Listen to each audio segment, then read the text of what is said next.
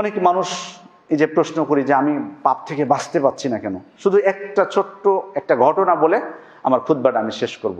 ইব্রাহিম ইবনে আদহামের একটি ঘটনা। তার কাছে এসে একজন ব্যক্তি বলেছিলেন যে আমি তো পাপ ছাড়তে পারছি না, তো কিছু বলেন আমাদেরকে, যে যা করলে বা যা বিশ্বাস পোষণ করলে আমি পাপ থেকে দূরে থাকতে পারবো।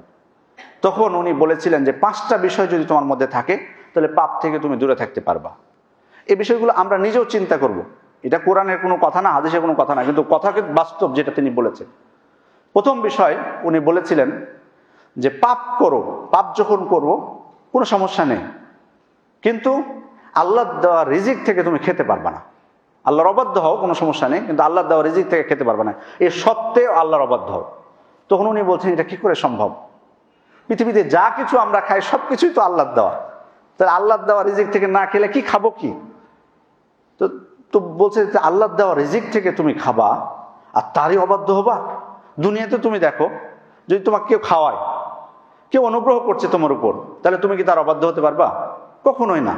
তো তুমি সৃষ্টিকর্তা, যিনি আমাদেরকে সবাইকে খাওয়াচ্ছেন, তাহলে তার অবাধ্য হবো কি করে? তিনি আমাদেরকে খাওয়াচ্ছেন। যে ঠিক আছে, দ্বিতীয়টা বলো। পাপ করতে পারবা ঠিক, কিন্তু আল্লাহর দেওয়া এই জমিনে বসবাস করতে পারবা না। বলছি এটা কি করে সম্ভব? পূর্ব থেকে পশ্চিম, উত্তর থেকে দক্ষিণ সবই তো আল্লাহ, তা আমি যাবো কোথায়? আল্লাহর দেওয়া জমিন, যিনি তোমাকে আশ্রয় দিয়েছেন এখানে, তার অবাধ্য হও কি করে?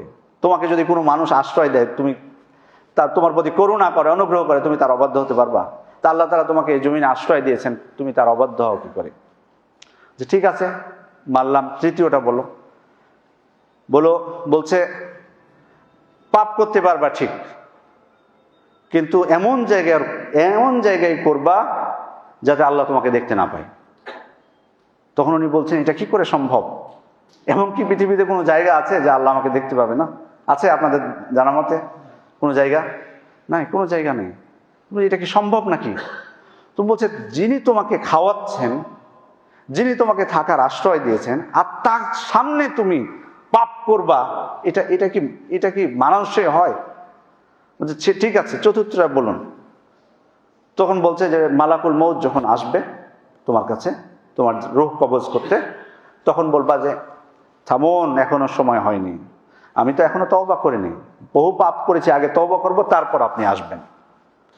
তখন বলছে এটা কি করে সম্ভব? মালাকুল মউত কি আমার কথা শুনবে নাকি? এক মুহূর্ত ছাড় দেবে না? তাহলে পাপ করতে থাকো কি করে? মালাকুল মউত তো যে কোনো সময় আসতে পারে, তুমি তো আর জানো না যে আজকে মাগরিবের পর আসবে না, ঈশার পর আসবে, কি ফজরের সময় আসবে না। তার মানে সব সময় আমাদেরকে মৃত্যুর জন্য প্রস্তুত থাকতে হবে, আর মৃত্যুর জন্য প্রস্তুত থাকা মানে তওবা করা। আচ্ছা ঠিক আছে, পঞ্চমটা বলো, শেষেরটা বলো। তখন বলছে যে কিয়ামতের দিন যখন জাহান্নামের ফেরেশতারা তোমাকে টেনে হিঁচড়ে নিয়ে যাবে জাহান্নামে, তুমি তাদেরকে বলে দিও না আমি তোমাদের সাথে যাব না, তোমাদের সাথে আমি যেতে রাজি নেই, আমাকে নিয়ে যাবে জান্নাতের ফেরেশতারা। তোমরা বলছে না, এটা তো শুনবে না, আমি যদি পাপ করি তাহলে এই কথা বললে কি তারা শুনবে নাকি? সেদিন আমি কি পারবো নাকি তাদের থেকে বাঁচতে? সেদিন যদি তাদের থেকে তুমি বাঁচতে না পারো, তাহলে কি করে আজকে পাপ করো? তো এইগুলো বিষয় তিনি বলেছেন কেন? অনুধাবনের জন্য, যে আল্লাহ তাআলা আমাদেরকে সৃষ্টি করেছেন এই দুনিয়াতে, তিনি আমাদেরকে রিজিক দিয়েছেন, এত নিয়ামত দান করেছেন, তারপরেও যদি আমরা তাদের অবাধ্য হই, আসুন আমরা তওবা করি, আল্লাহ তাআলার কাছে একনিষ্ঠ হয়ে সকল পাপ থেকে তওবা করি, মানুষদেরকে উদ্বুদ্ধ করি, নিজেদের জীবনে ইসলাম পালন করার চেষ্টা করি। আল্লাহ আমাদেরকে সে তৌফিক দান করুন। আল্লাহুম্মা আমিন।